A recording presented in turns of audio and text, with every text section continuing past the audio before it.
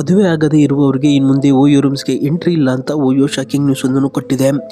OYO ಹೊಸ ನಿಯಮಕ್ಕೆ ಕಾರಣವೇನು ಎಂಬುದನ್ನು ನೋಡೋಕ್ಕೂ ಮುಂಚೆ ನೀವಿನ್ನು ನಮ್ಮ ಚಾನಲ್ಗೆ ಸಬ್ಸ್ಕ್ರೈಬ್ ಆಗದಿದ್ದರೆ ಈ ಕೂಡಲೇ ಸಬ್ಸ್ಕ್ರೈಬ್ ಆಗಿ.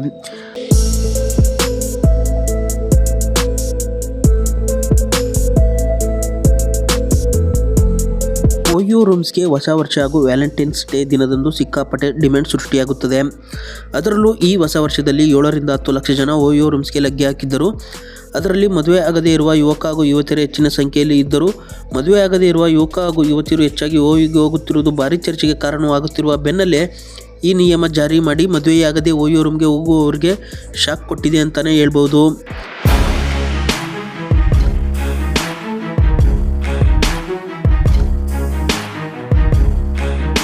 ಓಯೋ ಸಂಸ್ಥೆ ತನ್ನ ಎಲ್ಲ ಪಾಲುದಾರರಿಗೆ ಈ ಸಂಬಂಧ ನಿರ್ದೇಶನ ಕೊಟ್ಟಿರುವ ಸಾಧ್ಯತೆ ಇದ್ದು, ಸದ್ಯಕ್ಕೆ ಈ ನಿಯಮ ಉತ್ತರ ಪ್ರದೇಶದ ಮೀರತ್ನಲ್ಲಿ ಜಾರಿಯಾಗಿದೆ.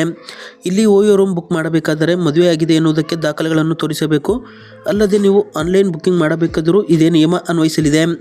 ಇದಕ್ಕೆ ಕಾರಣವೇನೆಂದರೆ ಇಲ್ಲಿನ ಸ್ಥಳೀಯರು ಈ ರೀತಿ ಬೇಡಿಕೆ ಇರಿಸಿದ್ದರಿಂದ ಈ ನಿಯಮ ಜಾರಿ ಮಾಡಿರುವುದಾಗಿ ಹೇಳಲಾಗುತ್ತಿದೆ. ಜನರ ಬೇಡಿಕೆ ಹಾಗೂ ನಿರೀಕ್ಷೆಗೆ ತಕ್ಕಂತೆ ತನ್ನ ನಿಯಮಗಳಲ್ಲಿ ಬದಲಾವಣೆ ಮಾಡಿಕೊಳ್ಳುವುದಾಗಿ ಓಯೋ ಸಂಸ್ಥೆ ಹೇಳಿರುವುದು ಕೂಡ ವರದಿಯಾಗಿದೆ. ಬೇರೆ ನಗರಗಳಿಂದಲೂ ಇದೇ ರೀತಿ ಬೇಡಿಕೆ ಬಂದಿರುವುದಾಗಿ ಓಯೋ ಹೇಳಿಕೊಂಡಿದೆ. ಹೀಗಾಗಿ ಬೆಂಗಳೂರು ಸೇರಿ ವಿವಿಧೆಡೆಯೂ ಇದೇ ನಿಯಮ ಶೀಘ್ರ ಜಾರಿಯಾಗುವ ಸಾಧ್ಯತೆ ಇದೆ. ಅದರಲ್ಲೂ ಇತ್ತೀಚಿನ ವರ್ಷಗಳಲ್ಲಿ ಓಯೋ ರೂಮ್ಗಳ ಬೇಡಿಕೆ ತುಸು ಹೆಚ್ಚಾಗಿಯೇ ಇದೆ. ನವಜೋಡಿಗಳು ಒಂದಾಗಿ ಓಯೋ ರೂಮ್ಸ್ಗೆ ಹೋಗೋದು ಜಾಸ್ತಿಯಾಗಿದ್ದು, ಕೆಲವರು ಮಜಾ ಮಾಡುವುದಕ್ಕಾಗಿಯೇ ಓಯೋ ರೂಮ್ ಬುಕ್ ಮಾಡುತ್ತಾರೆ ಎನ್ನುವುದು ಕೂಡ ಆಗಾಗ್ಗೆ ಕೇಳ್ತಿರುತ್ತೇವೆ. ಈ ಎಲ್ಲ ಕಾರಣಗಳಿಂದ ಓಯೋ ಈ ನಿಯಮಕ್ಕೆ ಕೈ ಹಾಕಿದ್ದು, ಮುಂದಿನ ದಿನಗಳಲ್ಲಿ ಇದು ದೇಶದಾದ್ಯಂತ ಜಾರಿಯಾಗುವ ಸಾಧ್ಯತೆ ಇದೆ. ಓಯೋದ ಈ ನಡೆ ಬಗ್ಗೆ ನಿಮ್ಮ ಅನಿಸಿಕೆಯನ್ನು ಕಾಮೆಂಟ್ ಮಾಡಿ.